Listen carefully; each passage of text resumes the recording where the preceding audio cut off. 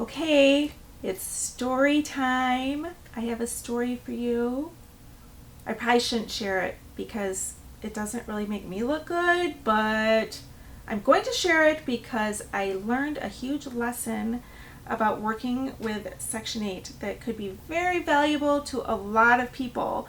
And in this story time, I'm also going to tell you about the difference between a security deposit and a holding fee. So go get your popcorn and a blanket and let's get started.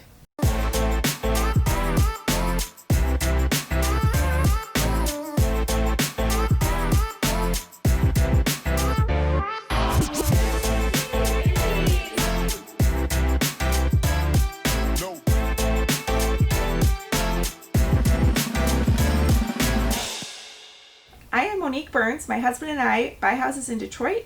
We renovate them, we place a tenant, and then we sell the houses to investors all over the country and all over the world.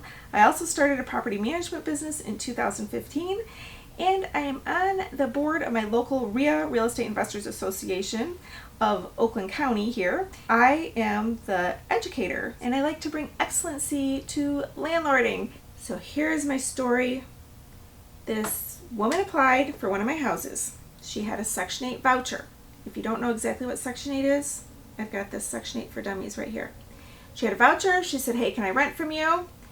So I did a phone screen about her, and then I showed her the property, and then I did a background check. Here's how I do background checks for people with Section 8. She qualified. I went ahead and I got her move packet. This is about the paperwork you can expect. And I filled it all out. I sent it into Section 8, and in the process of accepting her, before I sent in all that paperwork, I told her that she has to pay a holding fee. And it's in this document that she signed electronically. But it says that the holding fee is if she backs out, I keep the money. But if the house burnt down or I couldn't pass a Section 8 inspection, that I would give her the money back. This really helps people that are on Section 8 because they are really used to landlords that can never pass an inspection. So they do not want to give you their money until, they have some kind of an assurance. So I tell them, this is something you can use in court. It's a document. It's a promise. This is going to work. So she put down her holding fee. And in my document, it says, it doesn't call it a security deposit. It says that it could be applied to rent, or it's going to be applied to her account. Because if you end up in court with this, the judge is like, looks like a security deposit to me, then, you're kind of out the money. But if you say it's a holding fee, then you get to keep it if they walk out on you. So anyway, I think you know where my story's going. So I sent in all the paperwork, and I did get the notice that they were coming for an inspection, and I knew what day. And I was busy in my office working and stuff, and it was the day of the inspection for her, and my husband called. He said, when are they coming? I'm like, oh, wow. So I asked my office, you guys, what time is the inspector coming? And they started panicking and looking through their emails and saying, that Section 8 office, they never replied to us when we were asking them this. They won't answer any of our emails. I thought, oh my gosh, what do I do? Well, right in the process of figuring out, something's wrong here, the phone rang, and it was the tenant. I'm like, oh, thank goodness. It's all going to be fine. And she called to say that she wanted her security deposit back. Well, my office staff put her on the phone with me. And I took the call and I said, why do you want it back? What are you talking about?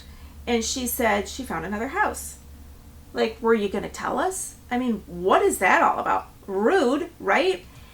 And she said, well, no, I want my security deposit back. I said, well, that wasn't a security deposit. And I explained to her what the contract said that she signed. That didn't go over very well. She started yelling at me, and I'm like, wow, what is this? And so I said, no, I am not giving it back. And she threatened bodily harm to me if I didn't give it back.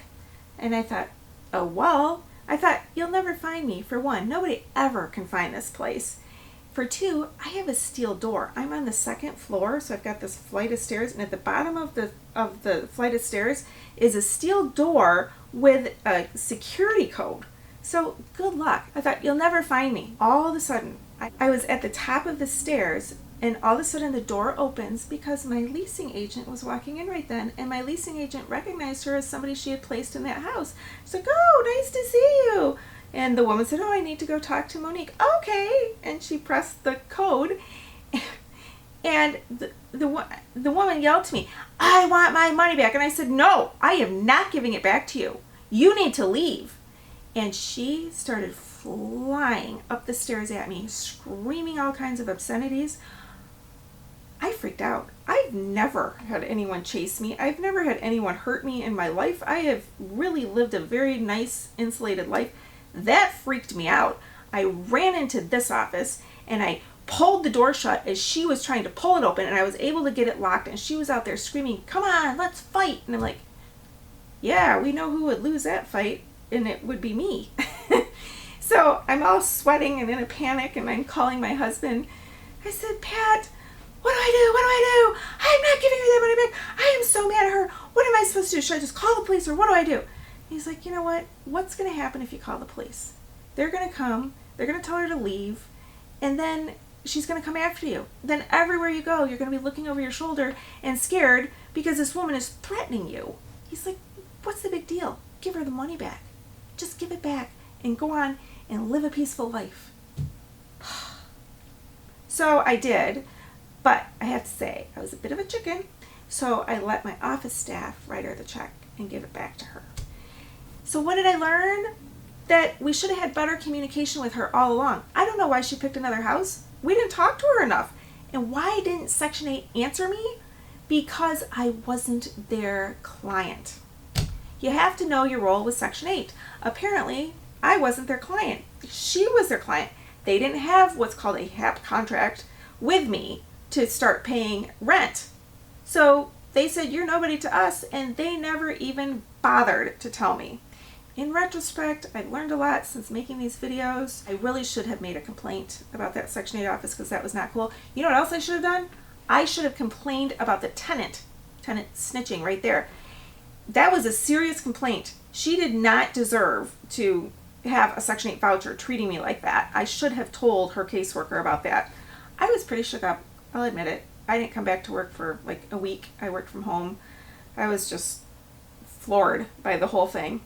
And people have said to me, "Why didn't you just kick her when she ran up the stairs?"